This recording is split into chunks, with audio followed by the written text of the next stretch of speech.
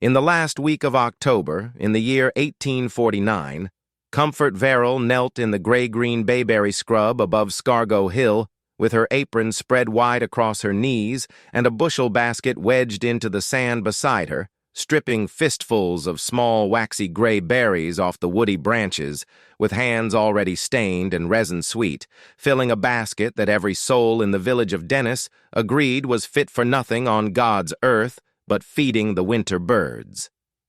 The wind off Cape Cod Bay carried salt and the first hard bite of the season, and the low autumn sun lay flat and gold across 20 acres of dune barren that had never once in Comfort's memory grown a stalk of corn or a blade of hay worth cutting.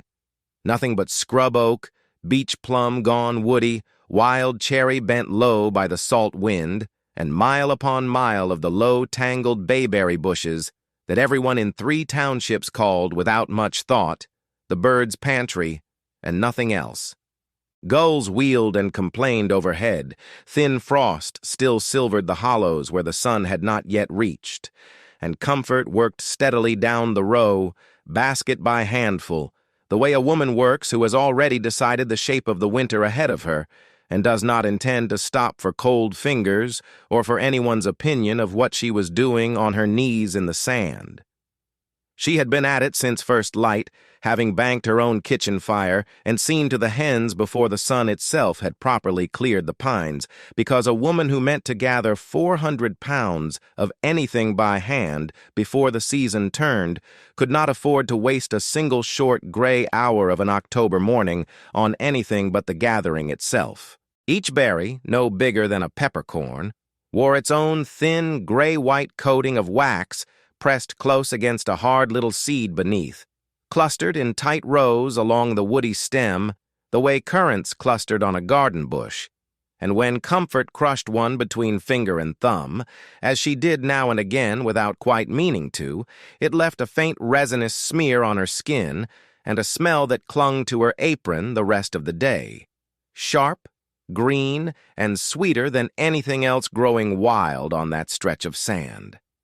She had walked past these same bushes 100 times in 8 years on the Cape, without once looking at them as anything more than scenery, standing between her house and the harbor road. Above her, where the sand track crested the rise and dropped toward the harbor road, 3 men leaning against a stalled ox cart, Barnabas Doane, loudest among them, were laughing so hard that one had to catch himself on the wheel, calling down that the widow Verrill had taken to picking weeds like a starved crow, while their wives, waiting in the cart bed with baskets of store-bought goods, traded a look that said the same unkind thing more quietly. "Best not let the birds catch you at their supper, Widow Verrill," Doane called, and his companions laughed harder, and one of the wives said something behind her glove that made the other one smile despite herself, and Doane's younger brother Ruel, not yet 20 and still sunburned from a summer spent working the mackerel boats, added that a body could pick berries from now till Judgment Day and never see a nickel for the trouble, since nobody in Barnstable County had ever paid coin money for a thing the sparrows had first claimed to. Comfort did not look up.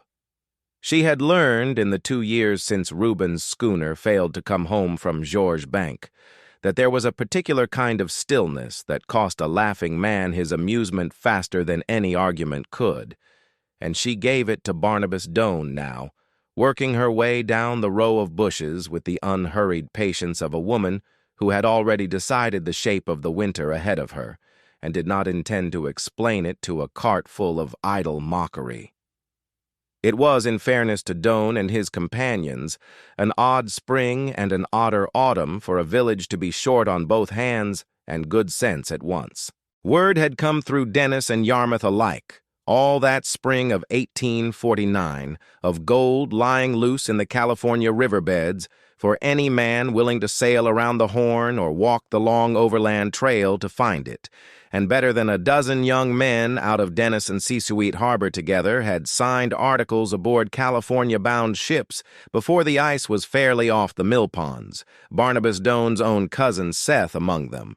taking with him the whole of his father's savings against a share in the venture that had not, as of that October, sent home so much as a single letter. The village had money leaving it faster than it had money coming in that year, cash tied up in gold ship shares and speculative freight, and a good many households that had laughed loudest at grand distant schemes had precious little patience left over for a widow's small, slow, close-to-home one. It did not help her case either that Dennis had watched two other cheap schemes founder in living memory, a short-lived attempt at a village-run smokehouse that collapsed within a season for want of custom,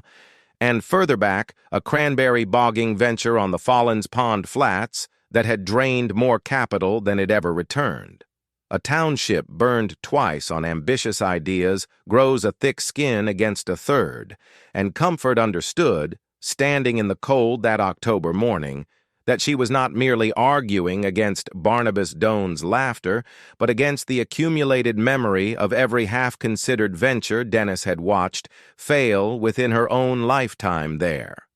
It was, she thought, one more reason to keep her plans to herself until she had numbers rather than promises to show for them. Comfort had heard worse than bird's work said about her since the Polly Varil went down with all four hands aboard in an October gale off the bank 2 years past, and she had learned to let most of it pass through her the way the wind passed through the scrub without breaking a single branch. What she could not let pass, not entirely, not on a morning when her breath fogged in front of her and her fingers had already gone stiff with cold before 9 o'clock, was the plain arithmetic sitting in the household ledger back at the house, $11 still standing against her name in Zenas Hallett's account book at the harbor store, the last of a $40 note Reuben had signed the winter they married to buy lumber and nails and a proper hearth for the little unpainted salt box they had built together on the sand road below the hill. And that note, whatever remained of it, was due whole and in coin on the first day of January, a little more than 9 weeks off. 9 weeks was not a great deal of time for a woman who owned, outright and free of any mortgage, exactly one small house, 4 laying hens, a kitchen garden gone over to squash and the last of the season's beans, and 20 acres of sand and scrub that the town assessor himself had valued, the year Reuben bought it, at 11 cents an acre because it would not support a plow, would not support a grazing animal larger than a goat, and had never in the memory of anyone living supported anything a body could sell for cash money. She had taken in mending and washing through both winters since Reuben died, had sold eggs when the hens were laying well and gone without when they were not, and had watched the $11 in the account book shrink from its original 40 by 2 and $3 increments that never seemed to come fast enough or often enough to outrun the interest Hallett was, within his rights and not unkindly, entitled to add each quarter. She thought, walking the last stretch of scrub before turning back toward the house with her basket full, of something Reuben had told her once about long lining for halibut on the bank. That a man in a hurry lost more hooks than fish, and that the patient man who baited every hook exactly the same way, over and over, without cutting a single corner for the sake of finishing sooner, was the man who came home with a full hold more often than not. She had thought it, at the time, a fisherman's plain observation about fishing. She was beginning to suspect, kneeling in the bayberry scrub with her knees soaked through, that it had been rather more than that. What Barnabas Doane and his laughing companions did not know, standing at the top of that sand track with their wives and their store-bought goods and their good opinion of themselves, was that Comfort Verrill had spent the better part of 3 days walking every acre of the worthless ground behind her house, counting bushes, weighing handfuls of berries in her palm, and doing sums in her head that had nothing to do with birds and everything to do with a jar of pale green wax. She had watched an old woman melt over a low fire 11 years before, when Comfort herself had been a girl of 19 newly come to the Cape as Reuben's bride, and had thought, at the time, that it was nothing more than a curious old custom belonging to a curious old woman. She had also, in those same 3 days, done a smaller and colder sum. That whatever she meant to attempt, she would attempt it with no cash at all to spend on it, because there was none left to spend, and whatever fortune came of 400 pounds of dune scrub would have to be built entirely on labor, patience, and whatever she could borrow the use of rather than buy outright. She stood at last when her basket was heaped as full as she dared carry it down the hill without spilling, and looked once toward the harbor road where the ox cart had already creaked out of sight, and told herself, not for the first time that autumn, that she intended, before the 9 weeks were out, to prove something to every last soul who had laughed at her that morning. Not by arguing with them, which she had never found to accomplish much, but by the plainer and more permanent argument of an itemized ledger and a shelf of candles sold at her own price.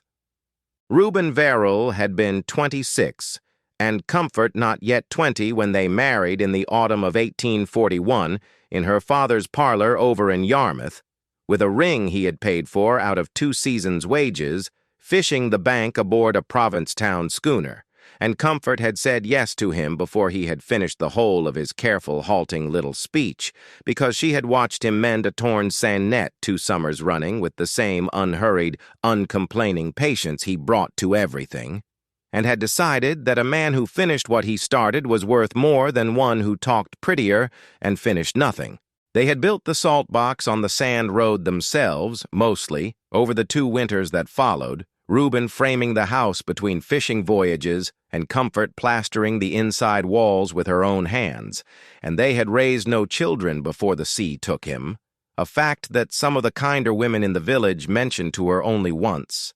awkwardly, and never mentioned again. Comfort had grown up the second of 4 daughters in a Yarmouth household where her own mother kept a scrupulous kitchen ledger of eggs and butter and mending money, entering every quarter cent with the same care a shipowner gave his manifest, and had learned at her mother's elbow, long before she ever imagined marrying a Dennis fisherman, that a household's true measure was rarely the size of its purse on any given day, but the honesty and steadiness of the accounting behind it. It was a lesson she had carried into her own marriage largely without noticing she carried it, and one she leaned on harder than any other in the 2 years since Reuben died, when the accounting had become, for the first time in her life, entirely and solely her own to keep honest. He had shipped out aboard the Bayberries, a schooner he had named for her the year they married, for what should have been an ordinary autumn run to Georges Bank in October of 1847. One voyage among dozens he had made in 6 years of marriage, and the gale that took her and 3 other Cape schooners that same black week was still spoken of in Dennis and Yarmouth and Barnstable as the worst blow anyone could remember since the elder generation's stories of the great September gale, the one that had filled the burying grounds up and down the shore with stones bearing October dates and no bodies beneath them. No word came for 11 days beyond a single gam with a Chatham boat that had sighted heavy wreckage and given up looking, and Comfort had known, by the 12th day, the particular hollow certainty of a fishing wife who understands that hoping and waiting have quietly become 2 different occupations. The Chatham boat that brought the last word of the Bayberries had sighted her broken foremast and a length of splintered rail riding the swells some 8 miles off the bank, with no sign of the 4 men who had shipped aboard her, and had searched 2 full days before the weather turned again and forced them home themselves. The Chatham captain, a stranger to Comfort, had come himself to tell her the little there was to tell rather than send it second-hand. A small kindness she had never forgotten, and had returned in her own quiet way every time a Chatham boat put in at Sesuit needing water or provisions since. Comfort had stood at the meeting-house with 40 other women that winter, all of them dressed the same dull, permanent gray, and had understood, without anyone needing to say it aloud, that grief on the Cape was not a thing a woman was permitted to spend all at once. It had to be portioned out in small, private amounts across years of milking a cow that was not there, of splitting wood that had once been split for her, of keeping a ledger honest with no second pair of eyes to catch her mistakes, because a widow who let her sorrow show too plainly in a fishing town was a widow. The town began, quietly and not unkindly, to plan around, and Comfort had refused every gentle suggestion that she sell the little house and go live with her sister's family over in Barnstable, because Reuben had built it with his own two hands, and she was not yet prepared to let the whole township decide what a widow with a paid-for house was, and was not capable of managing on her own. She had $2.40 in the tin box under the floorboard by late October of 1849, 4 laying hens that gave less as the days shortened, a garden already given over to frost, and the $11 shadow of Hallett's note hanging over the turn of the year, and she had spent a great many sleepless hours that autumn doing arithmetic that never came out the way she wanted it to. Mending work had grown thin that fall as well, half the households in the village pinching their own pennies close against whatever their men had risked on the California ships, and Comfort had understood by the middle of October that she could not simply mend and wash and sell eggs her way to $11 before January, not with the season already turning cold and the daylight already turning short. The village's own fortunes, that autumn, gave her little reason to expect charity from anyone with cash to spare. The long rows of salt works that had once lined the shore below the harbor, their windmills turning to pump seawater up into shallow vats where sun and wind alone reduced it to salt worth good money at any Boston wharf, stood mostly idle now, undercut across the past decade by cheaper rock salt shipped down from New York by canal and rail, and 3 of the 11 works that had operated in Dennis when Comfort first came to the Cape as a bride had been let go entirely to rot. Men who might once have found a winter's wages tending vats and pumps now competed instead for a shrinking number of berths aboard the fishing and mackerel fleets, and a household with no man currently at sea had, that year more than most, very little spare sympathy or spare coin for a neighbor's untested notion, however patient or however sound. Other widows in her position, and there were a good many of them scattered across the fishing towns of the Cape that decade, most often solved the same arithmetic by one of 3 well-worn paths: taking in a boarder or 2 if the house allowed it, going into a married sister's or brother's household as an unpaid pair of hands, or remarrying within a year or 2, whether or not the second match suited half so well as the first had. Comfort had turned down offers that touched on all 3 paths at one time or another, not out of any particular pride in doing things the hard way, but because each of them asked her to fold the little house on the sand road into someone else's arithmetic rather than her own, and she had found, across 2 winters of trying the question every way she could think to try it, that she was not yet willing to do that. She did not judge the women who chose otherwise. She understood, better than most, exactly how thin the margin was that made any of those choices necessary in the first place. She had told herself, in the raw early months of her widowhood, that she would give herself exactly 1 year to decide whether the little house on the sand road could truly support a woman alone, and had let that year stretch quietly into a second, when the arithmetic, however thin, never quite told her to leave. By the autumn of 1849, she had stopped asking herself the question altogether. Only the plain, immovable fact of Hallett's note, due whole on the 1st of January, had forced her back to that same old arithmetic one more time, with rather less patience left for waiting on it to resolve itself. What she had, besides all that, was a memory that had been sitting quietly in the back of her mind for 11 years. The way an idea will sit and wait for a person to be desperate enough to need it. In the autumn after her marriage, new to the Cape and still homesick for Yarmouth, Comfort had walked up the Scargo Road one December evening to bring a jar of preserves to old Mehitable Nickerson, a widow twice over who lived alone in a low, weathered house set back among the pines, and had found her kitchen lit not by the usual smoking tallow dip, but by a single slender candle burning with a clean, steady flame and a fragrance that filled the whole small room. Sweet, resinous, faintly like bay leaves and green wood smoke together, unlike anything Comfort had ever smelled from a candle in her life. Bayberry, Mehitable had told her, holding the candle up so the girl could see the pale, faintly translucent green of the wax itself, quite unlike the dull yellow-white of any tallow dip Comfort had ever made or bought. "My grandmother taught me the boiling of it, back before whale oil got cheap enough that nobody troubled themselves over a candle that took a whole autumn's labor to make. She used to say a bayberry candle burnt down to its very socket on Christmas Eve brought luck to the house, and gold to the pocket in the year to follow. An old rhyme, nothing more, but I've burned one every Christmas Eve of my life since I was old enough to strike the flint myself, and I don't intend to stop now for want of believing it." She had gone on that evening to show the young bride the last of that season's finished candles laid up in a drawer wrapped in paper, and had let Comfort hold one. And Comfort still remembered, 11 years later, how hard and cool and faintly waxy sweet it had felt against her palm, nothing at all like the greasy, soft heaviness of a tallow dip.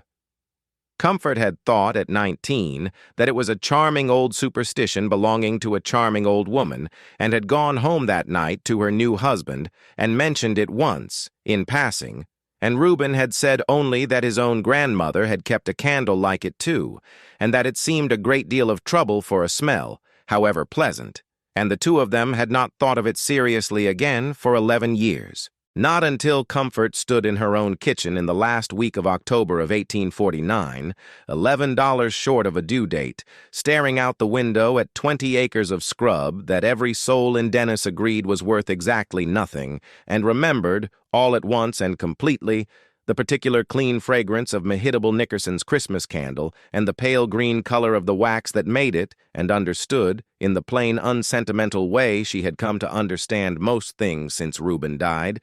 that she was looking at the answer to her own arithmetic growing wild across every acre she owned.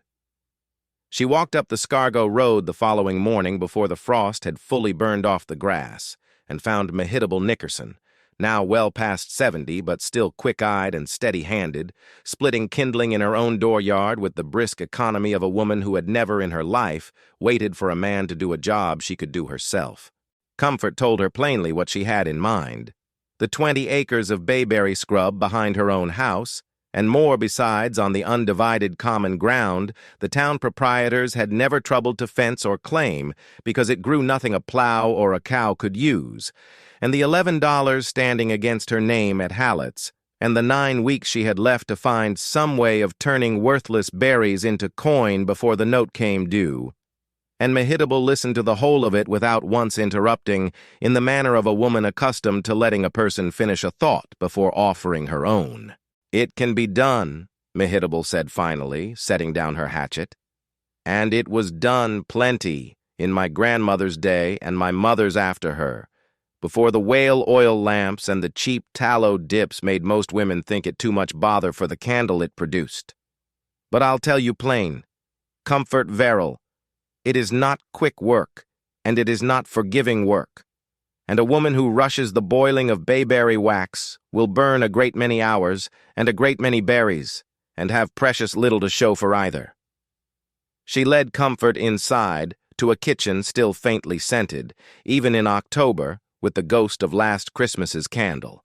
and over tea she laid out the whole of what the craft required. Berries gathered by the bushel, for it took, by her grandmother's own reckoning and every account Mehitable had ever heard confirmed since, something near 15 pounds of raw bayberries boiled and skimmed to yield a single pound of clean, usable wax, a ratio so unforgiving that a woman hoping to dip even a modest season's worth of candles needed to think in hundreds of pounds of berries, not dozens.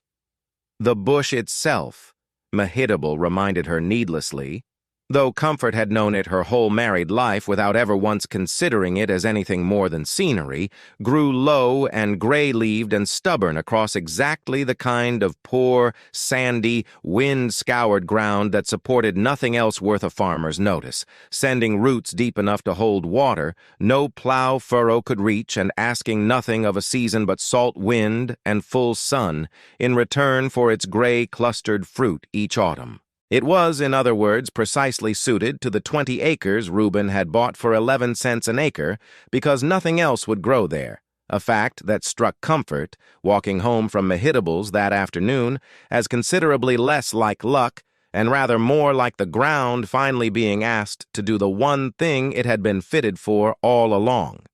There was, Mehitable reminded her before she left that first morning, a genuine clock running against her, whether she liked it or not, since the very birds that gave the bushes their common name, cedar waxwings and myrtle warblers by the hundred, moving down the coast ahead of the hardest winter weather, stripped a stand of bayberry bare within days, once they settled on it in earnest.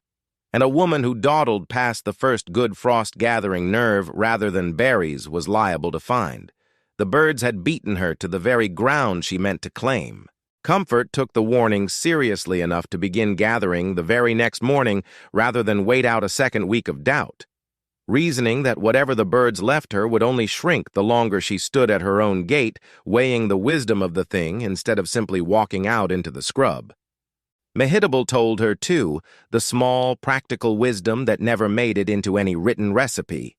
that the berries wanted gathering after the first hard frost had loosened them on the stem, when a firm strip of the hand brought them off clean rather than tearing the tender wood beneath. That berries gathered too early, still green-hearted under their gray coating, gave up their wax reluctantly and in poorer quantity,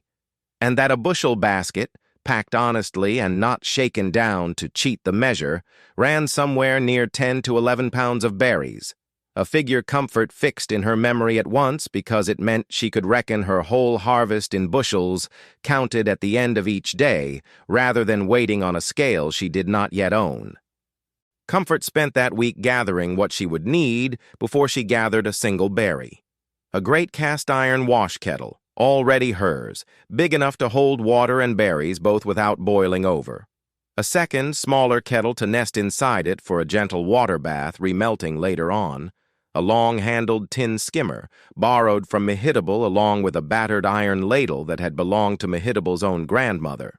Several yards of clean flannel for straining, cut from a worn petticoat Comfort had no other use for, a slender rack of dipping rods that had once held Reuben's mending twine, repurposed now for a very different kind of work, and from Hallett's store at the harbor, a hank of soft cotton wicking bought on credit against an account already $11 in arrears, a transaction Zenas Hallett entered into his ledger with a raised eyebrow, and a dry remark that he hoped the widow Verrill did not intend to burn her candles at both ends trying to settle a debt with weeds. What she did not have, and could not easily borrow, was a proper set of candle molds of the kind grander households sometimes owned.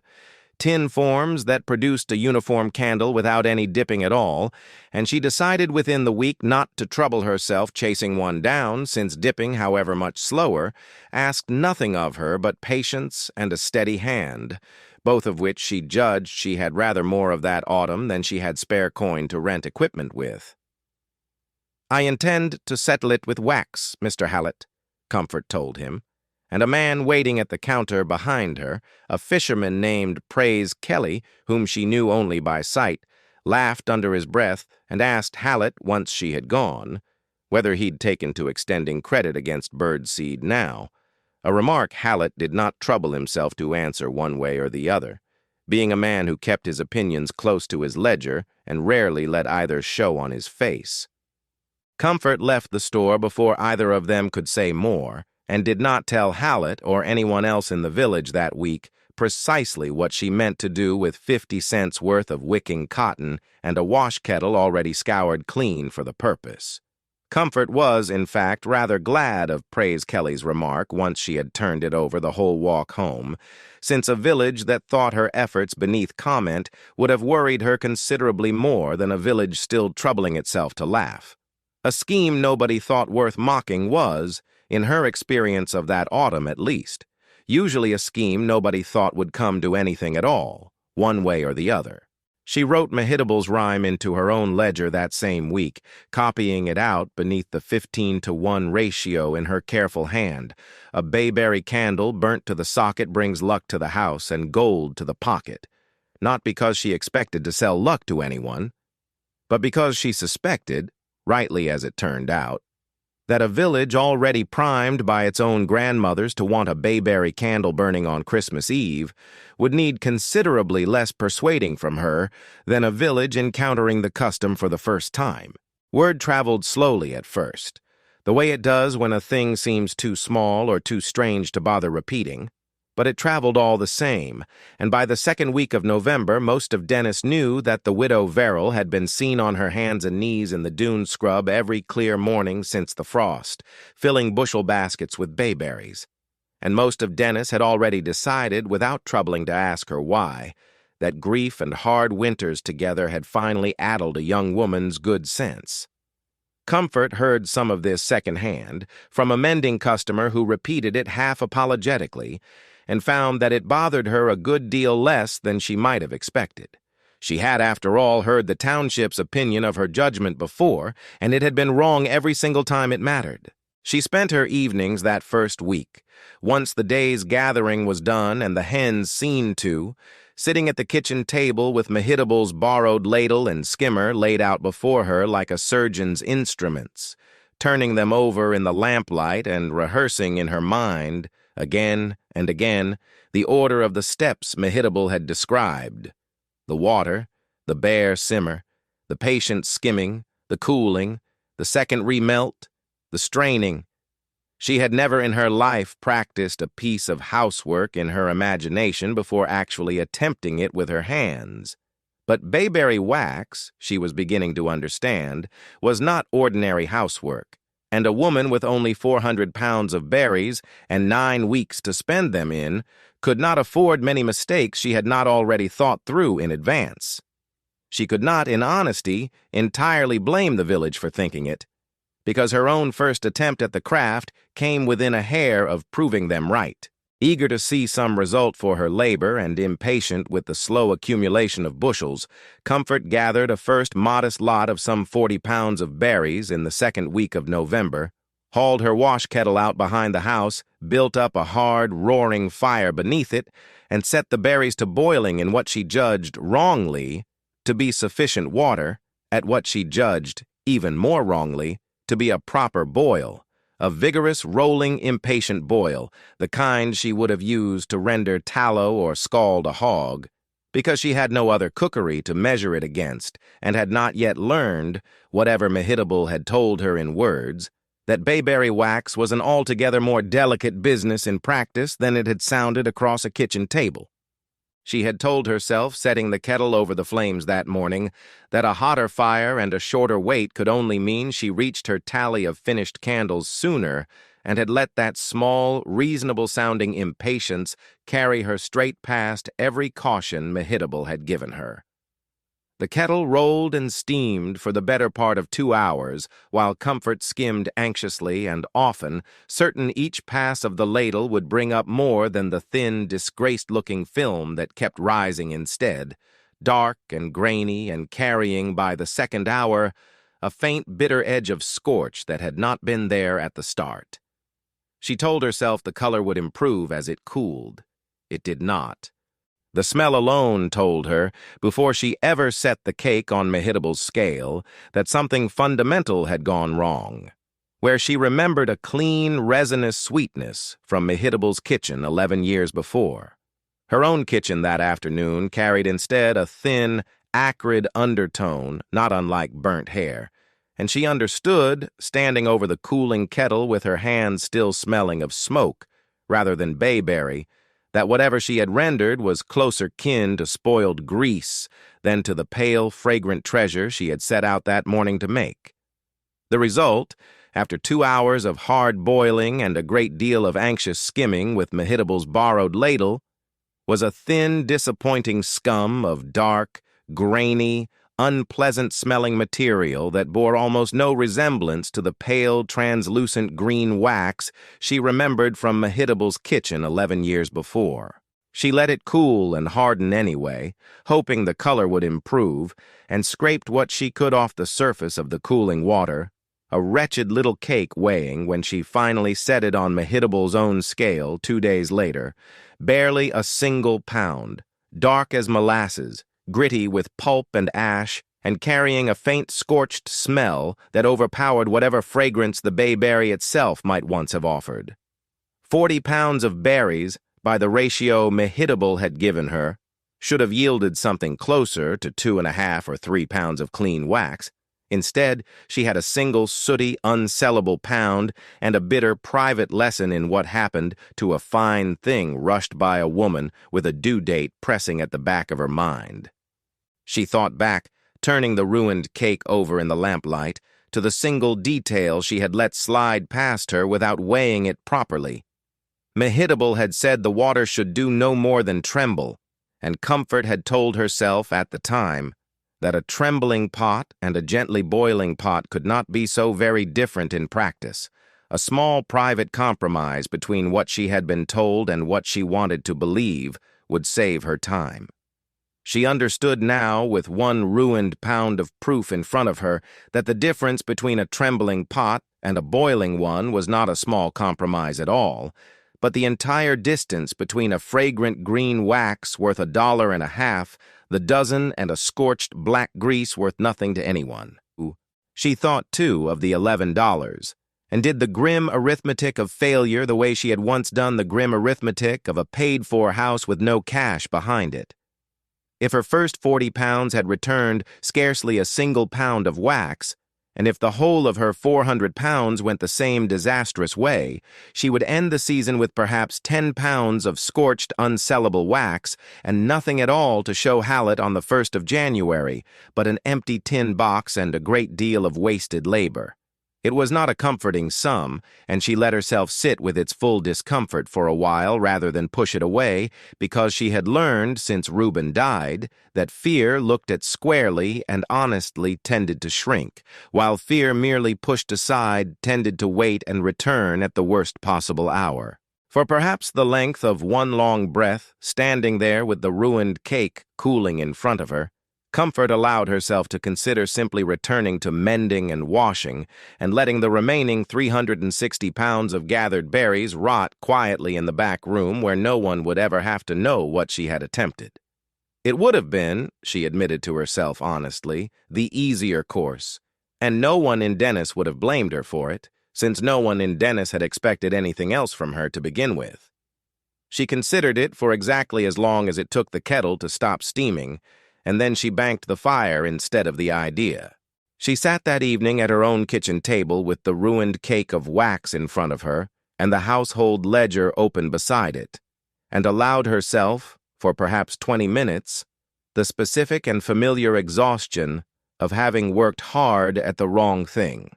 The particular weight of knowing that 8 weeks now stood between her and the 1st of January instead of 9, and that she had spent one of those weeks' worth of gathered berries on a lesson rather than a product. She thought, sitting there, of Barnabas Doane's laughter on the sand track, and of his brother Ruel's careless remark that a body could pick berries till Judgment Day and never see a nickel for it, and found that the thought did not frighten her so much as it steadied her, the way a cold plunge steadies a person who has been standing too long at the edge of a pond, deciding whether to jump. It would have been easy, sitting there in the lamplight with her hands still faintly stained gray-green and her back aching from 3 days of stooping in the scrub, to decide that Barnabas Doane and the whole laughing township had been right about her from the start. She did not decide that. She turned the ruined cake over twice in her hands, studying the grain of it, and made herself name plainly, out loud in the empty kitchen, the 3 things she believed she had done wrong. Too little water for the amount of berries, too hard a fire for too long a stretch, and too little patience in the skimming, 3 separate failures that had compounded each other, rather than a single mistake she could simply avoid next time. She banked the fire, wrapped the ruined cake of wax in a scrap of cloth rather than throw it out, on the theory that nothing gathered for free ought to be thrown away twice, and went up the Scargo Road again the following morning to ask Mehitable Nickerson, plainly and without embarrassment, exactly what she had done wrong. Mehitable turned the ruined cake over in her weathered hands, sniffed it once, and did not laugh at her, which Comfort noticed and was grateful for. "You've boiled it like a woman scalding a hog," Mehitable said, "and bayberry wax will not be treated so. It wants a bare simmer, not a boil, water just trembling, never rolling, and it wants patience above everything else, because the wax rises to the top slow in a thin film, and if you crowd your kettle with too little water and too much fire, you'll scorch the little that does rise and drive the fragrance clean out of it, along with the color." She set the ruined cake aside on the table, not unkindly, the way a teacher sets aside a first forgivable failure, and told Comfort that every woman who had ever learned the craft properly, herself included at 15, had ruined at least one kettleful learning exactly this lesson, and that the lesson, once learned, was rarely forgotten twice. Mehitable had outlived, by her own count, 2 husbands and every one of her 5 brothers, and had told Comfort once, on an earlier visit years before, that a woman alone on the Cape either learned to keep a dozen small trades in her own 2 hands, or else she learned to depend on the charity of neighbors who might or might not still be solvent themselves come the next hard winter. She had chosen, at 19, exactly as Comfort had chosen at 19, without yet knowing she was choosing it, and had never once regretted the extra work it cost her to need no one's permission for her own kitchen fire. Mehitable's own grandmother, by the account passed down through 3 generations of Nickerson women, had learned the boiling of bayberry wax from her own mother back in the early days of the last century, when whale oil lamps were a rich family's luxury and a farmhouse candle was tallow or nothing at all. And Mehitable liked to say that the craft had gone quiet in her own middle years, not because it had stopped working, but because it had simply stopped being necessary, the way a good many patient old skills went quiet once an easier substitute came along, waiting only for someone with reason enough to need them again. She had never expected, she told Comfort with a dry, private amusement, to see the whole village suddenly rediscover an interest in something her own daughters had once considered beneath their notice, and she seemed to take a particular satisfaction in having lived long enough to watch it happen. She walked Comfort through the whole method again, slower this time, and with her own hands guiding Comfort's, a generous depth of cold water, nearly twice what Comfort had used before, berries added loose rather than packed tight, brought up only to the faintest simmer and held there, not boiled, for the better part of an hour while the wax coating on each small berry softened and floated free. The surface skimmed gently and repeatedly with a flat, shallow ladle the moment a gray-green film appeared. The skimmings dropped into a separate vessel rather than left to recombine with the boiling water, and the spent berries, once their first skimming was exhausted, given a second, gentler simmer in fresh water to coax out what little wax remained in them, since even a careful first skimming left something behind for a patient second pass. Mehitable showed her, too, how to judge the fire by the sound of the water rather than by the eye alone, a faint private murmur rather than any visible motion at all, because a woman tending a hearth fire in poor light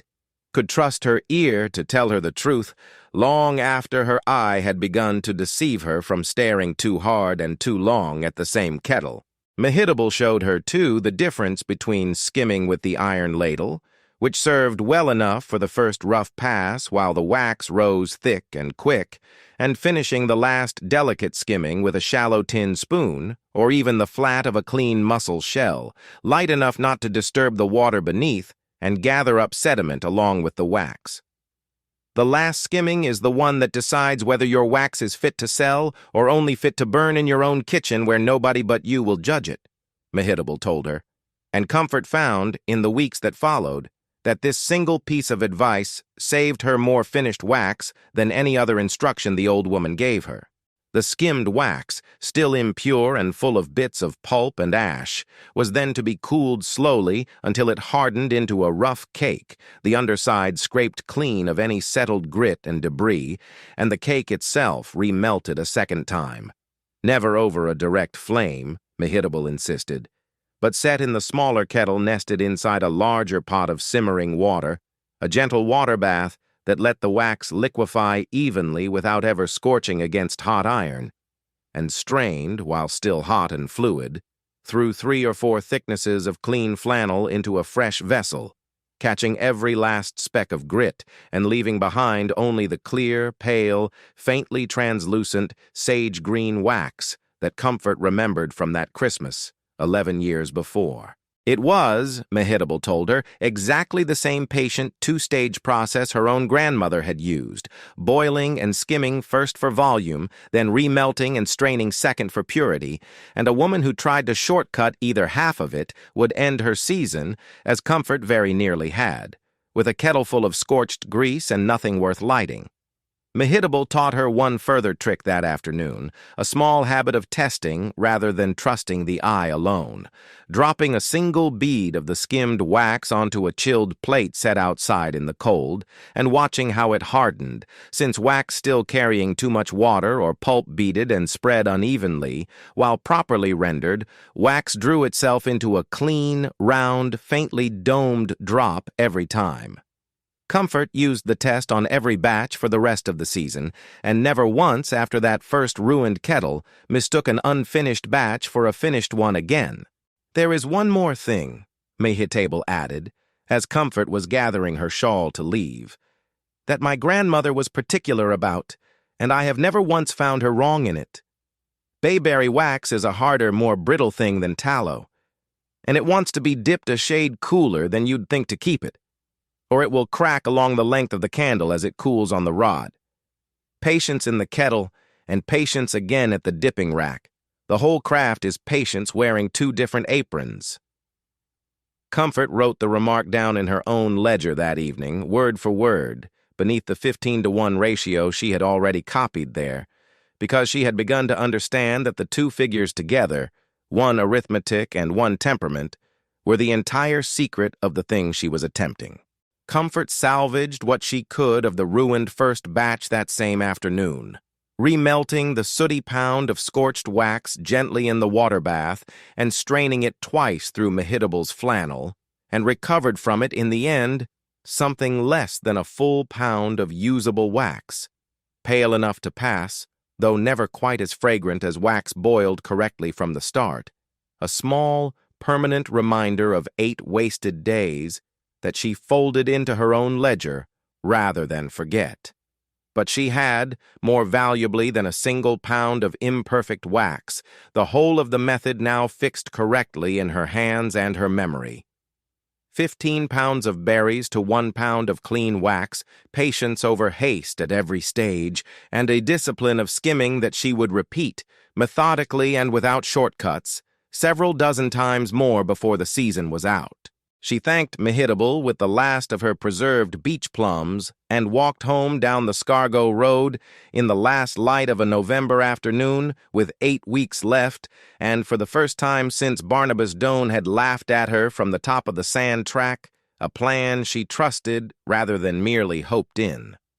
The wind had shifted around to the northwest by the time she reached her own dooryard, carrying the particular hard, clean cold that meant a real frost by morning, and Comfort stood a moment at her gate looking out over the 20 acres of scrub already silvering in the dusk, and found that for the first time in 2 years she was almost glad of the coming cold, since a hard frost, by Mehitable's own account, was exactly what the berries wanted before a woman set her hand to stripping them. The gathering that followed consumed the whole of the next 3 weeks, from the 3rd week of November nearly to the 2nd week of December, and it was, Comfort would say afterward, to no one but her own ledger, the plainest and most honest labor she had ever undertaken.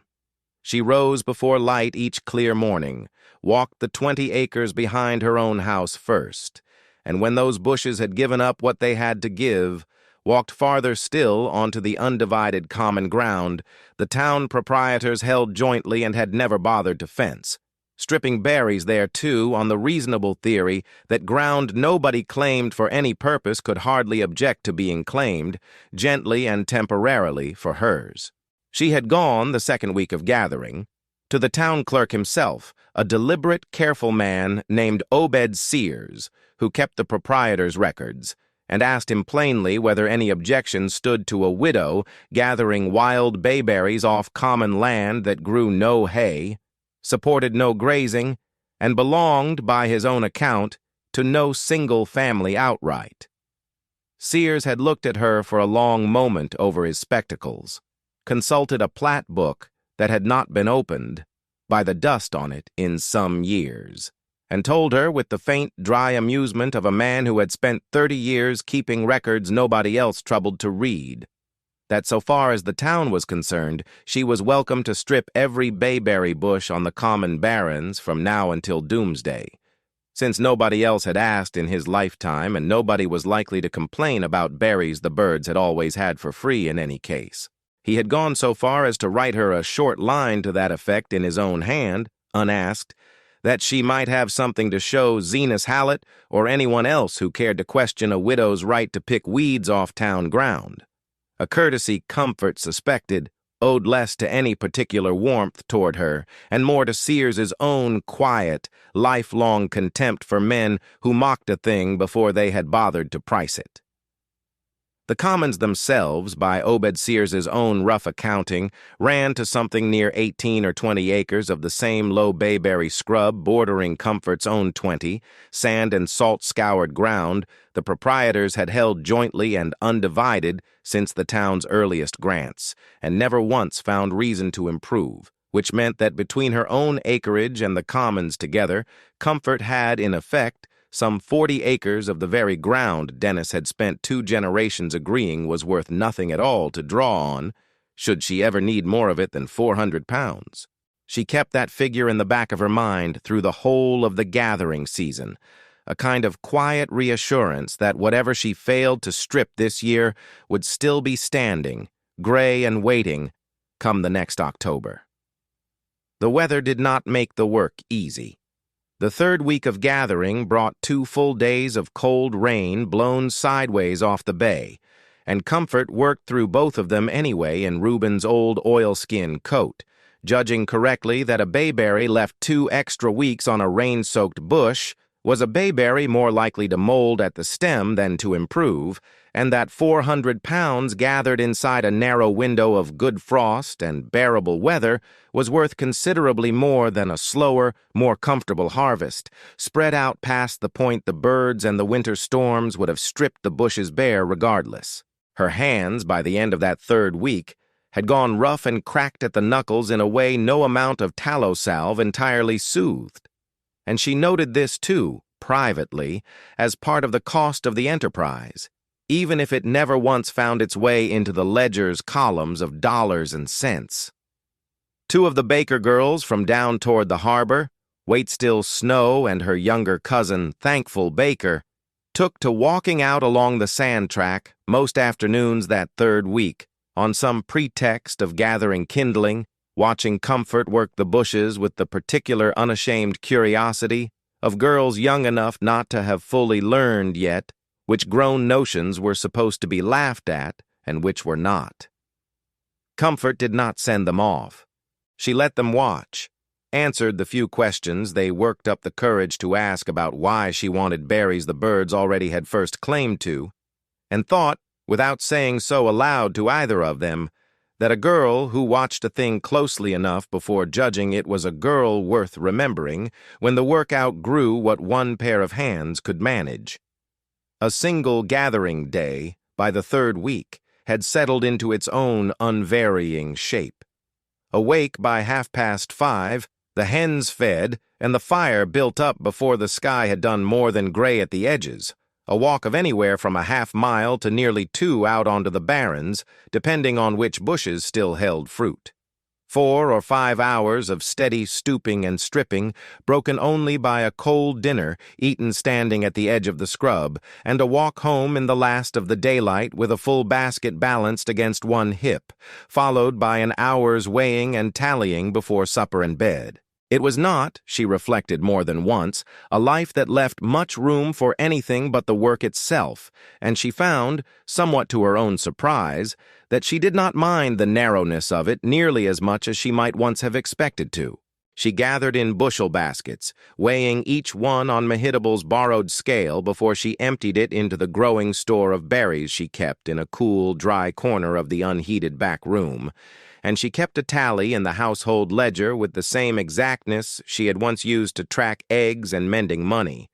9 bushels the first full week off her own acres, weighing out to just over 90 pounds. 11 bushels the second week, part off her own ground, and part off the common barrens Sears had cleared her to strip, weighing near 130 pounds. 10 bushels more in the third week, the bushes on her own land nearly stripped bare by then, and most of that week's gathering coming off the commons, weighing a further 120 pounds. And a final, shorter week's gathering of some 60 pounds more, picked from the last scattered bushes still holding fruit after 2 hard frosts, bringing her, by the second week of December, to a grand total of 400 pounds of raw bayberries gathered and weighed, a figure she wrote into the ledger in her own careful hand and underlined twice. Not from vanity, but because she genuinely could not remember ever having gathered 400 pounds of anything in her life before. The mending and washing work that had once filled her afternoons went almost entirely undone through those 3 weeks,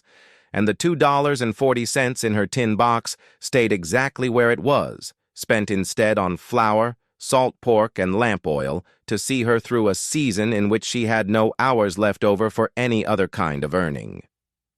She noted this plainly in the ledger, too.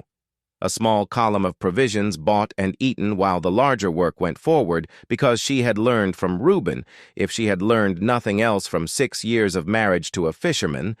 that an honest accounting left nothing out merely because it was inconvenient to the shape of the story. The boiling that followed was its own kind of labor. Spread across nearly 2 weeks of short December days, the wash kettle set up on a stone hearth Reuben had built behind the house years before for scalding laundry, a fire kept low and patient beneath it, exactly as Mehitable had taught her, the water never once allowed past that faint, trembling simmer, no matter how the cold wind off the bay tempted her to build the flames higher for warmth's sake. She worked in batches of 30 and 40 pounds of berries at a time, never more, because a kettle crowded past that amount skimmed poorly and scorched easily, and she skimmed each batch not once, but 3 and 4 times as the wax rose in successive thin films, dropping each skimming into a waiting crock rather than let it cool and recombine with the water below.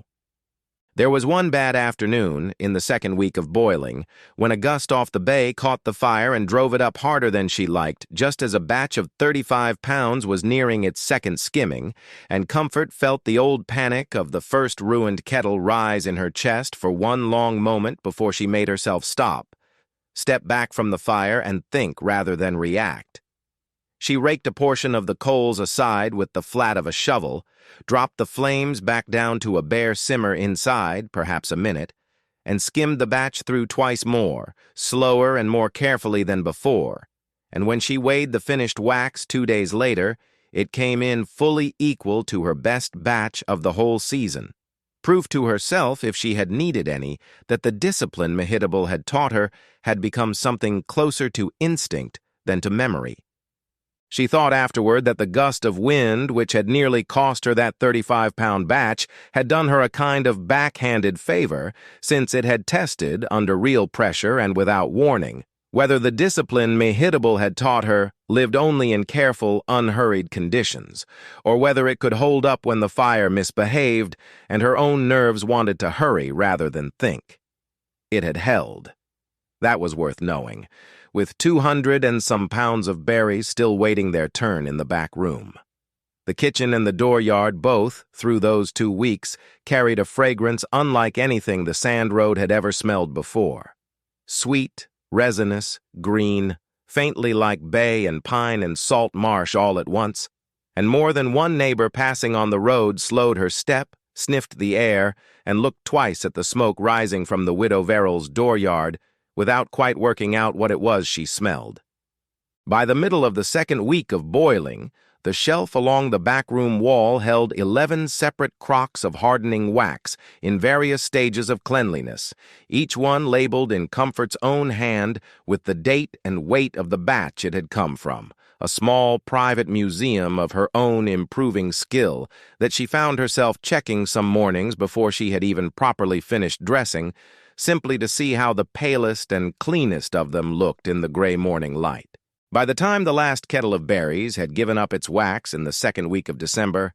Comfort had accumulated, batch by careful batch, a store of rough-skimmed wax cakes waiting for their second cleaning,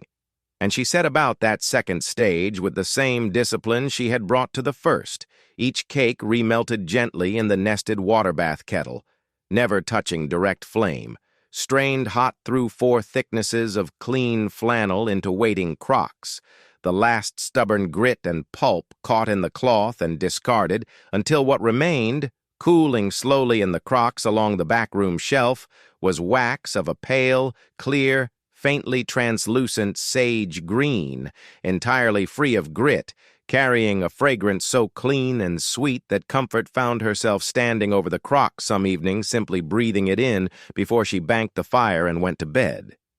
When she weighed the whole of her cleaned wax on Mehitable's scale in the 3rd week of December, the figure came to 25 pounds precisely.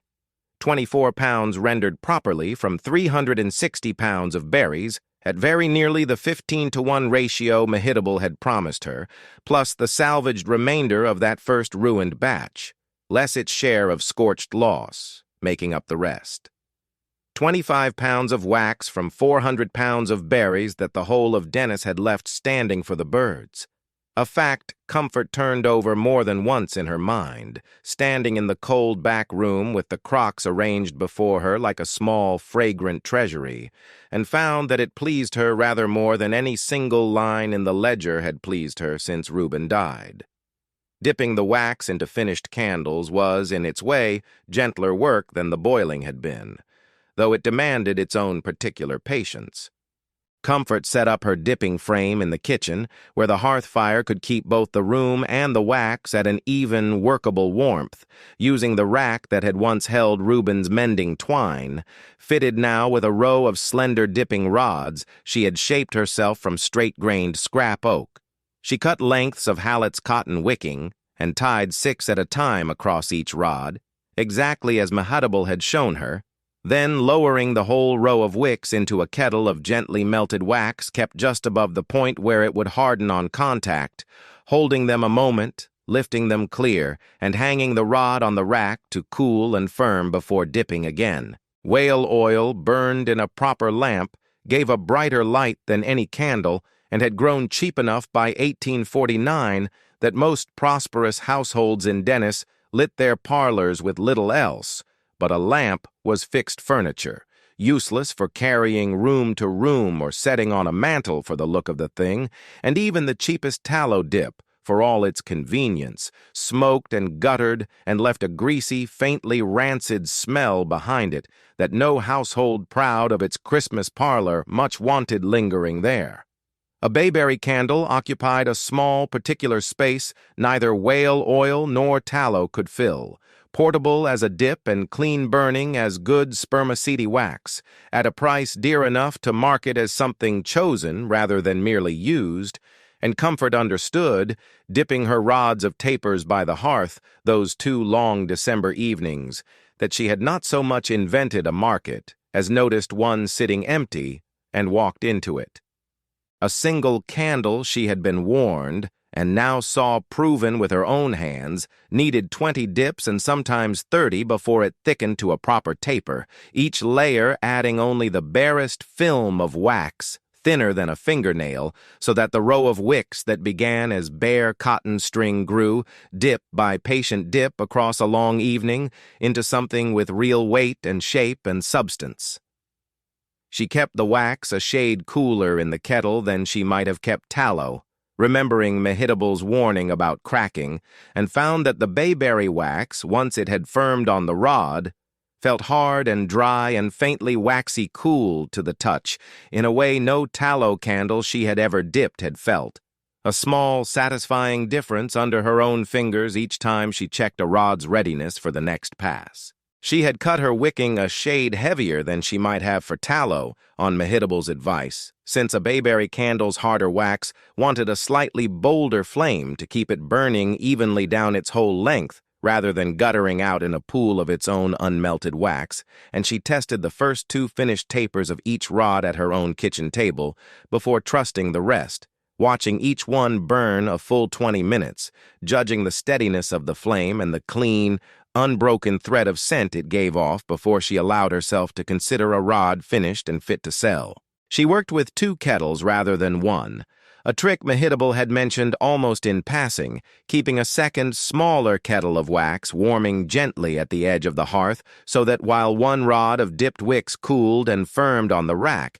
she could already be dipping a second rod in the other kettle, the 2 rotating back and forth through the evening so that no single rod sat idle waiting on her, and no single kettle was ever asked to hold its heat alone for longer than necessary. The work was slow enough that she dipped 6 rods of 6 wicks apiece in careful rotation through most of 2 long December evenings, 36 candles taking shape at once, the kitchen thick with the same sweet, resinous fragrance that had followed her through the whole of the boiling, and her arms aching by the second night in a way that reminded her, not unpleasantly, of 3 weeks bent over bayberry bushes on the sand barrens. She had learned by the second evening to judge a candle's readiness for trimming and finishing, not by counting dips at all, but by the particular heft of it in her hand, a small private mastery she had not possessed a month before and had earned, she understood plainly, at the cost of 1 ruined kettle and a great many careful hours since. She thought more than once across those 2 long dipping evenings of Reuben's own patient hands at the seine net, and found that the thought no longer carried the raw ache it had carried the first winter after his death, but had settled instead into something closer to companionship, as though the same unhurried, uncomplaining care he had once brought to mending torn netting had simply found its way, by some quiet inheritance she could not entirely explain, into her own hands at the dipping rack. She set aside 4 pounds of her cleanest, palest wax for a smaller batch of thicker candles, 4 candles to the pound rather than the 8 she managed with her standard tapers, built up over even more dips until they stood heavy and substantial in the hand.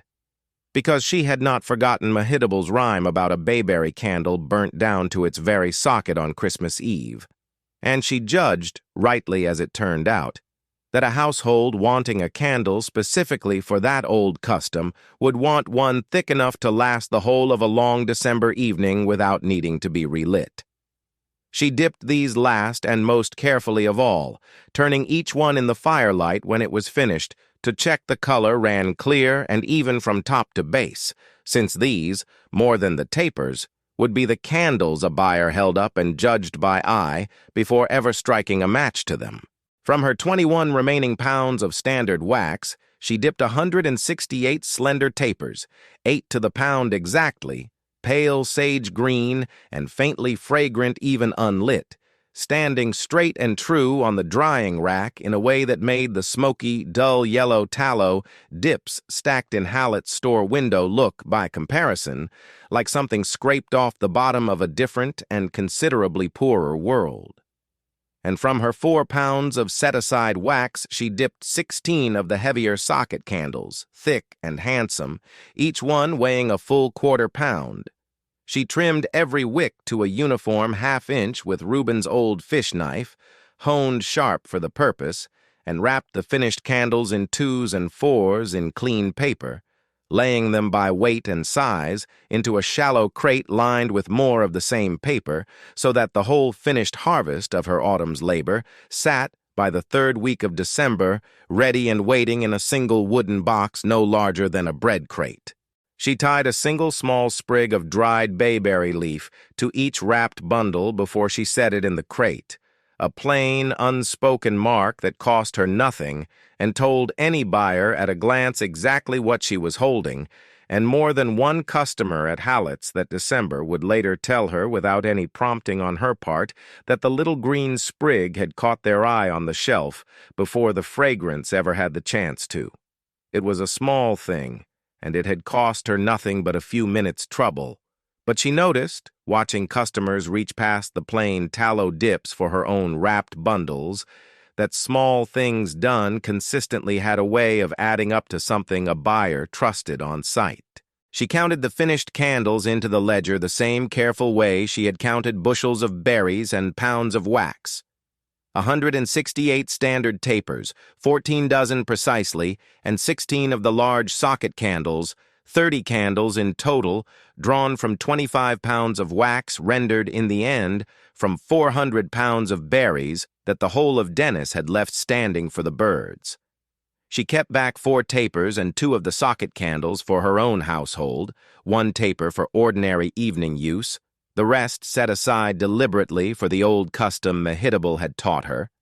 and wrapped a dozen tapers and 1 socket candle in clean paper to carry up the Scargo Road as payment and thanks for a lesson that had, in the plainest possible sense, been worth considerably more than any coin Comfort had to spare. That left her, by her own careful count, 152 standard tapers, 12 dozen and 8 over, and 13 of the socket candles to sell, with just under 3 weeks left before Christmas, and a due date at Hallett's counter bearing down close behind it. She carried a sample of each, 1 pale taper and 1 of the thick socket candles, both wrapped in clean paper against the cold, down to Hallett's store at the Sessuit, landing on a gray morning in the 3rd week of December, and set them on the counter without any particular ceremony, while Zenas Hallett finished weighing a customer's order of dried fish. He glanced at the 2 candles, glanced at Comfort, and did not immediately reach for them, in the manner of a man who had already, some weeks before, decided what he thought of a widow gathering weeds off the dune barrens, and saw no reason yet to revise the opinion. "Bayberry, is it?" he said finally, picking up the taper and turning it once in the gray light from the front window, noting, whether he meant to or not, the clean pale green of it against the dull tallow dips racked behind him. "My grandmother kept a candle like this once, as I recall. Costly business, boiling it. Never did understand why a body would trouble themselves so when tallow does the same work for a quarter the price." "Tallow does not do the same work, Mr. Hallett," Comfort said, and struck a match from the tin on his own counter and lit the taper there in front of him, letting the small, clean flame burn a full minute before either of them spoke again. The fragrance filling the space between the dry goods shelves and the salted fish barrels in a way that made the 2 customers waiting behind Comfort turn their heads without quite meaning to. One of them, a fisherman's wife named Content Rider, whom Comfort knew only by sight from Meeting House, drifted a step closer and asked quietly whether the candle was for sale, a question Comfort let Hallett answer rather than answer herself, since it was his counter the candle was burning on. Hallett said nothing for a long moment, watching the flame burn steady and smokeless, no gray thread of smoke rising from it at all the way a tallow dip would already have been smoking by then, and then picked up the socket candle, weighed it in his palm, turned at once to admire the clear pale color of it, and asked her, in a voice that had lost most, though not quite all of its earlier dryness, how many she had to sell and at what price. Comfort told him. 12 dozen and 8 tapers at $1.50 the dozen, and 13 of the large candles at 35 cents apiece. Prices she had settled on after careful thought as fair against the labor 400 pounds of berries and 2 weeks of patient boiling had cost her, and considerably dearer than any tallow dip, but nowhere near so dear as to put them beyond the reach of a household that wanted 1 good, fragrant candle for its mantle at Christmas time rather than a dozen ordinary ones. Zenas Hallett was not, in the main, a man given to changing his mind quickly or admitting when he had, but he was a careful enough merchant to recognize a genuine scent of money when it burned on his own counter, and Comfort noticed on her way out of the store that first afternoon that he had already moved the smoking tallow dips 2 shelves back to make room, however grudgingly, for whatever she might bring him next.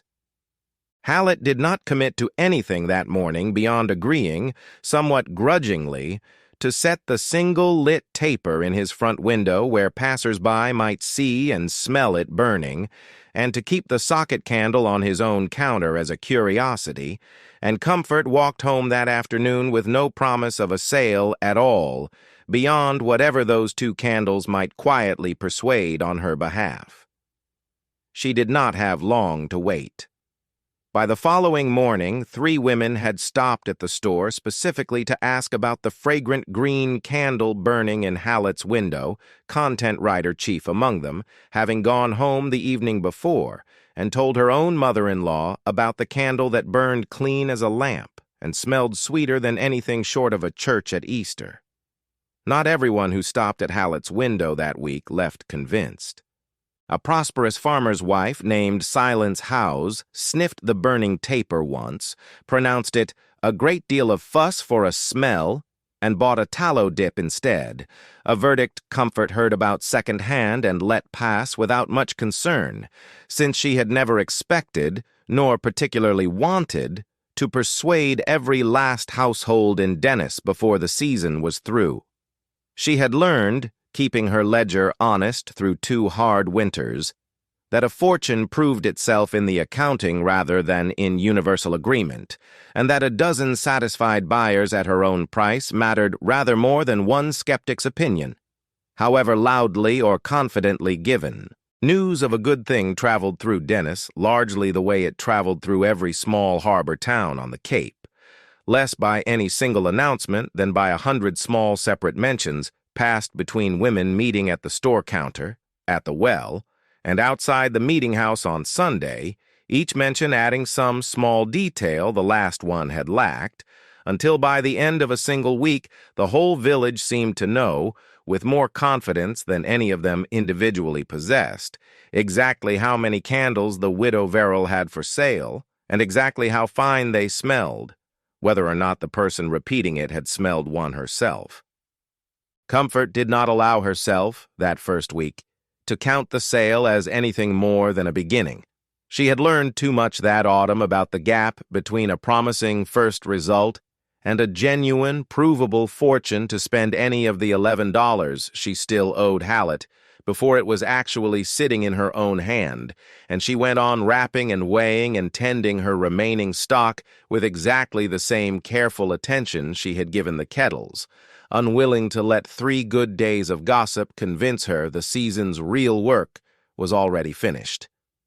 By the morning after that, Hallett himself had sent word up the sand road, by way of a boy running errands, that the widow Verrill had best bring down whatever stock she had ready, because he had customers asking after Bayberry candles faster than he had answers to give them. What followed, across the last 10 days before Christmas, was a season Comfort would afterward measure out in her ledger, dozen by dozen and name by name, the way she had once measured out bushels of berries.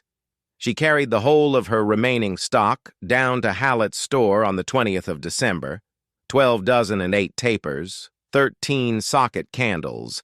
and stood at his counter while he counted them into his own inventory book at the prices she had named, a transaction the 2 of them completed with rather more courtesy on his side than either had shown the other 3 weeks before. The village itself, in those last days before Christmas, took on the particular hushed, busy cheer of a Cape Cod harbor town preparing for its one properly festive night of the year. Wreaths of ground pine nailed to more than one door along the landing road, the meeting house bell tested twice by boys too eager to wait for the actual evening service, and underneath all of it, that December, the new and unfamiliar sweetness of bayberry smoke drifting from chimney after chimney, as households across Dennis lit, many of them for the first time in their lives. A candle Comfort Verrill had rendered, with her own 2 hands out of berries, their own children had always been told were fit for nothing. Word of the folk custom Mehitable had taught her, the old rhyme about a bayberry candle burnt to its socket on Christmas Eve bringing luck to the house and gold to the pocket in the coming year, had spread through the village nearly as fast as the candles themselves, repeated at the store counter and over back fences, until half of Dennis seemed suddenly to remember, or to claim to remember, having heard their own grandmothers say something very near the same thing. And a candle that had been a mild curiosity in Hallett's front window on Tuesday was, by Friday, the single most talked-about item on his shelves.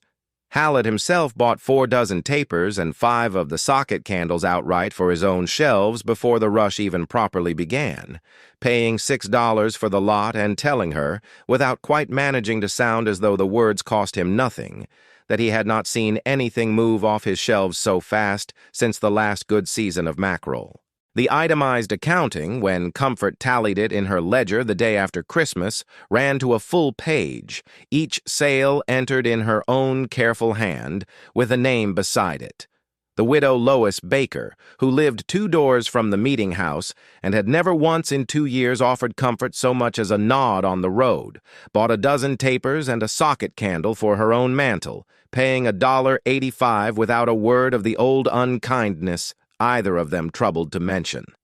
Content Rider, who had first asked after the candle burning in Hallett's window, came back 3 days later and bought 2 dozen more, 1 for her own house, and the rest, she told Comfort frankly, to send to cousins in Provincetown who had been hearing all week about a widow up the Scargo Road who'd worked a genuine wonder out of nothing but scrub and patience.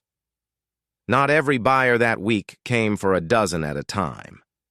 A hired hand named Zebulon Snow, who boarded with a family down near the Herring Run and owned, by his own cheerful admission, considerably more debts than dollars, counted out 12.5 cents in worn small coin for a single taper on the 22nd, telling Hallett he intended it for his own narrow room above the barn, since a man could want one clean-smelling thing in his life, same as anybody grander, and Comfort wrapped it for him with exactly the same care she gave a 4 dozen order, understanding that the price she had set was meant to hold for every buyer alike, or it was not truly her price at all.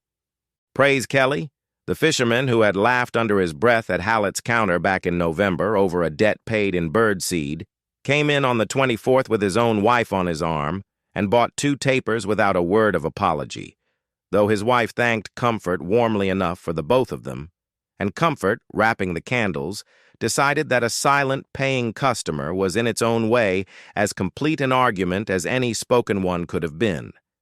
Captain Obed Crocker's wife, whose husband ran the packet sloop between C-Suite and Boston twice monthly, bought 2 dozen to send up to her sister's household in the city, remarking to Hallett, within Comfort's hearing, that she had never smelled a candle so fine outside a Boston shop, and did not intend her sister to go without one merely for living 40 miles inland from where they were made. Even old Obed Sears, the town clerk who had granted Comfort her gathering rights on the commons without asking anything in return,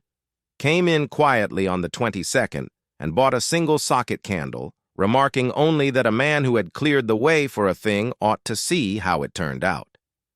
The village schoolmistress, a careful young woman named Bethiah Howland, who taught the district school down near the meeting house,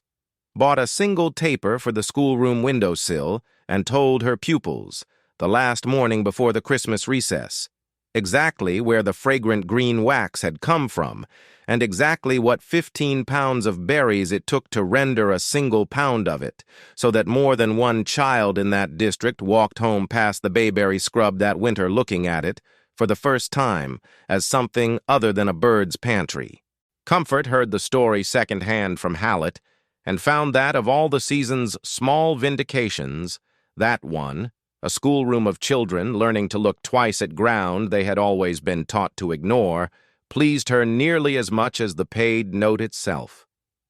And on the 23rd of December, 2 days before Christmas, Barnabas Doane himself walked into Hallett's store, took his hat off at the door in a manner Comfort had not once seen him manage on the sand track 3 months before, and bought a single socket candle and a half-dozen tapers for his own household, paying 85 cents into Hallett's palm without meeting Comfort's eye directly, though he did, on his way back out, allow that he supposed a woman who could turn birds' weeds into something worth a Boston lady's coin had earned the right to laugh at him instead, if she cared to.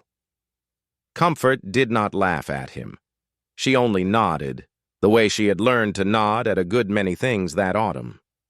Comfort herself said little through most of that final rush, content to weigh and wrap and make correct change while the village did its own talking around her, but she allowed herself, once or twice standing at Hallett's counter with a fresh dollar bill folded into her palm, a small private satisfaction that had nothing to do with the coin itself and everything to do with the plain fact that every single sale had been argued, in the end, by nothing more than a lit match and an honest candle.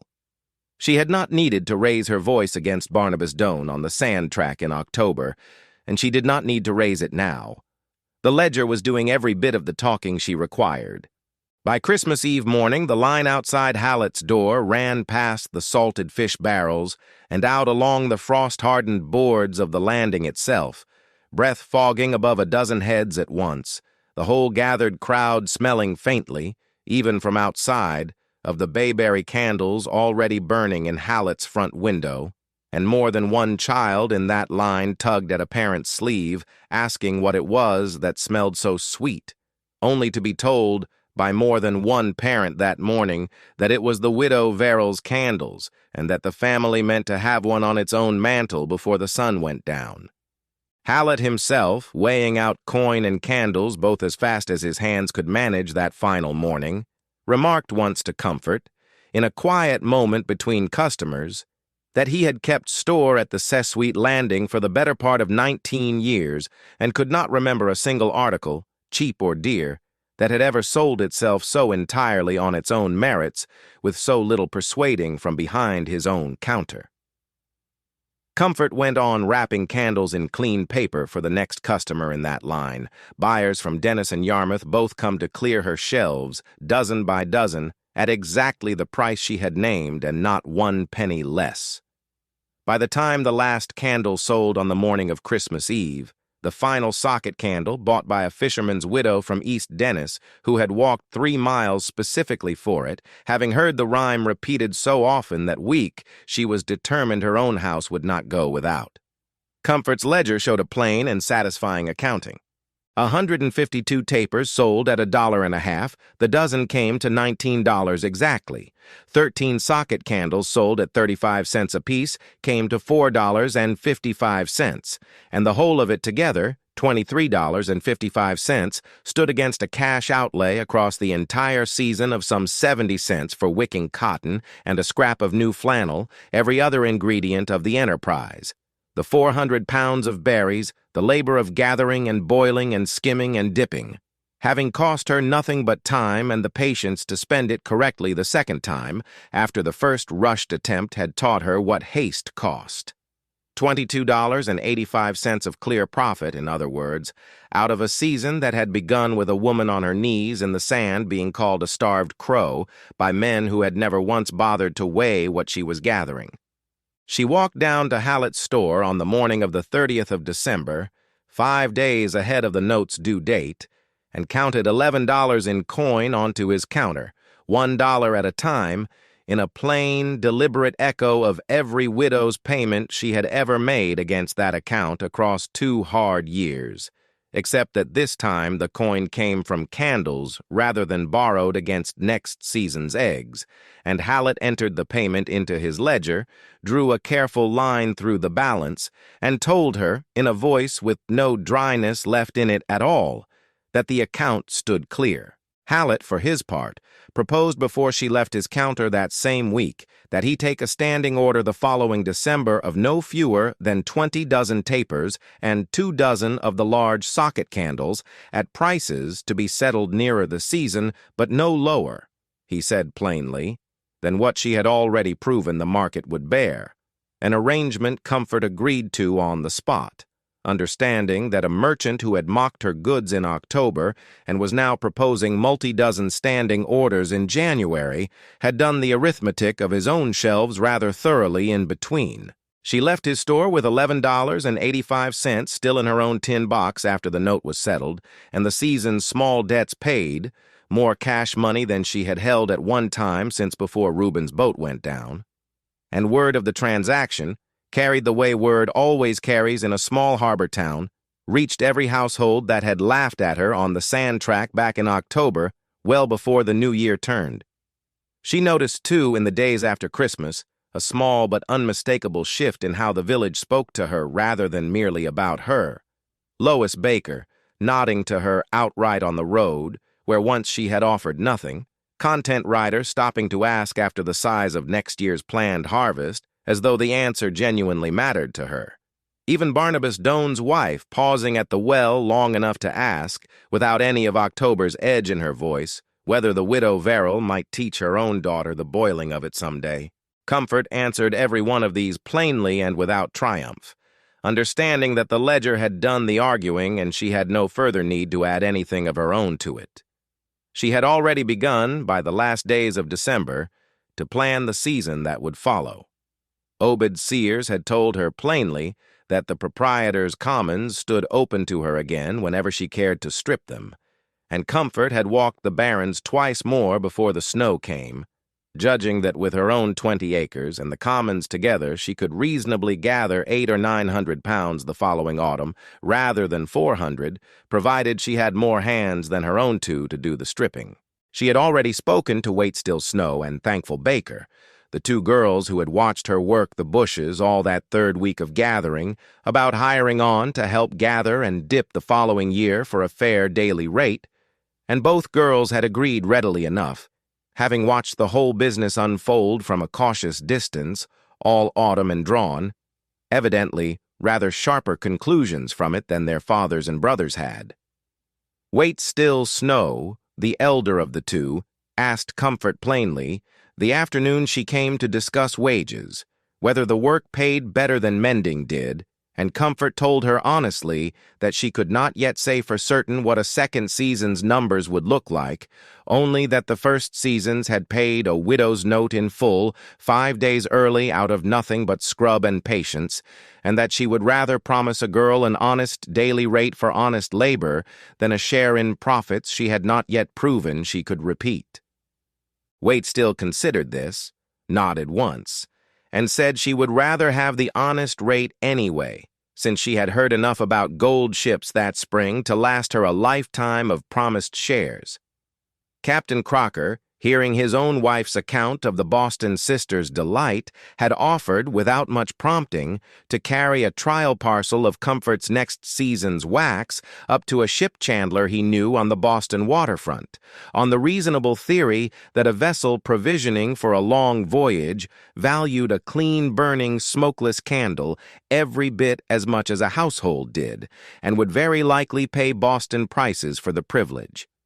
Crocker mentioned, before he sailed on his first January run, that this same Boston chandler paid nearer 25 cents a pound for clean bayberry wax bought in bulk rather than dipped into finished candles, a price that would let Comfort sell a portion of any future season's wax outright, without the added labor of dipping every ounce of it herself, should the gathering ever outpace what her own 2 hands, or even 4 hands with Waitstill and Thankful helping, could reasonably finish before the season's demand had passed.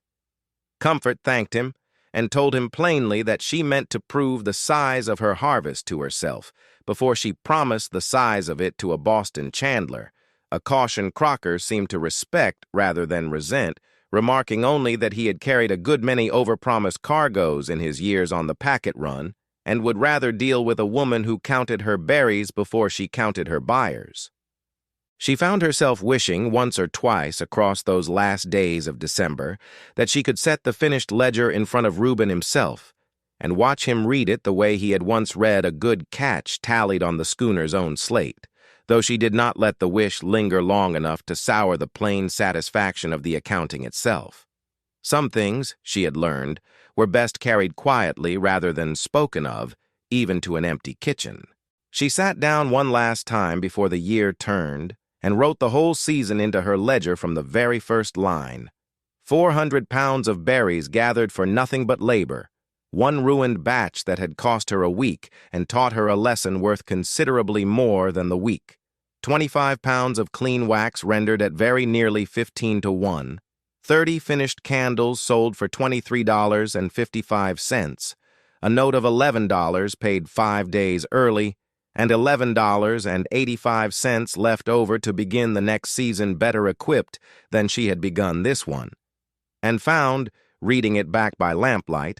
that it read less like a widow's small triumph over hardship and rather more like the first page of an account book that intended to go on for a good many years yet. On the evening of Christmas Eve, with the store closed and the last of her candles sold, and the note at Hallett's paid 5 days ahead of its due date, Comfort Verrill set her own household ledger open on the kitchen table beside 2 of the thick socket candles she had kept back for herself, and struck a match and lit the first of them exactly as Mehitable Nickerson had taught her 11 years before, watching the small, clean flame settle into a steady, fragrant burn that filled the little salt box house with the same sweet, resinous scent that had followed her through the whole of that long autumn's labor. She did not, in truth, put much stock in an old rhyme about luck and gold and a candle burnt down to its socket. She had learned, across 2 hard years of widowhood, to trust arithmetic and patience considerably more than she trusted superstition. But she understood, watching the flame and thinking of 400 pounds of berries the whole of Dennis had left standing for the birds, that the rhyme and the arithmetic had, in the end, arrived at very nearly the same place.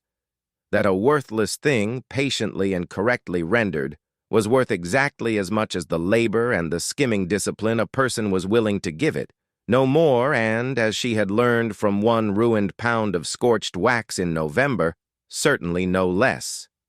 Up the Scargo Road that same evening, Comfort knew without needing to be told, Mehitable Nickerson would be lighting a candle of her own. The dozen tapers and the single socket candle Comfort had carried up as payment 3 weeks before, wrapped still in their clean paper until tonight. And there was a particular satisfaction in that thought, too, the knowledge that the old woman's 11 years forgotten lesson had traveled the whole distance from her own kitchen to Comfort's and come home again, multiplied, on the very night it was meant to be honored. She thought, too, before she banked the fire that night, of the 20 acres behind her house, silvered now with the first snow of the season, and of the 800 or 900 pounds of berries she meant to strip from them and from the commons besides come the next October, and understood that she was no longer merely a widow keeping a roof over her own head from one hard season to the next, but a woman who had, in the space of 9 weeks, turned the single most mocked acreage in Dennis into the beginning of an actual trade. She closed the ledger a little after 9 o'clock, the 25 pounds of wax rendered down at last into $22.85 of clear profit, a paid note, a standing order at Hallett's, and 2 hired girls promised for the autumn to come, and she sat a while longer in the warm, fragrant kitchen, watching the candle burn steadily toward its socket, thinking that the same men who had laughed at her from the top of the sand track in October now kept a bayberry candle of her own making on their own mantels, bought at her own price, and that there was a particular quiet satisfaction in that fact, which owed nothing at all to luck. Outside, past the frosted window glass, the 20 acres of scrub lay quiet under the season's first thin snow, the same ground that had been worth, by the town assessor's own reckoning, 11 cents an acre and nothing more. And Comfort thought, banking the fire at last for the night, that she had never in her life been quite so glad to own ground nobody else had ever wanted. If you found some quiet satisfaction of your own in watching Comfort turn 400 pounds of the bird's berries into a paid note and a full tin box, give this video a like and subscribe for more stories of frontier women who turned what everyone else called worthless into a documented fortune. And tell me in the comments what worthless thing in your own life you suspect might be worth a second, more patient look.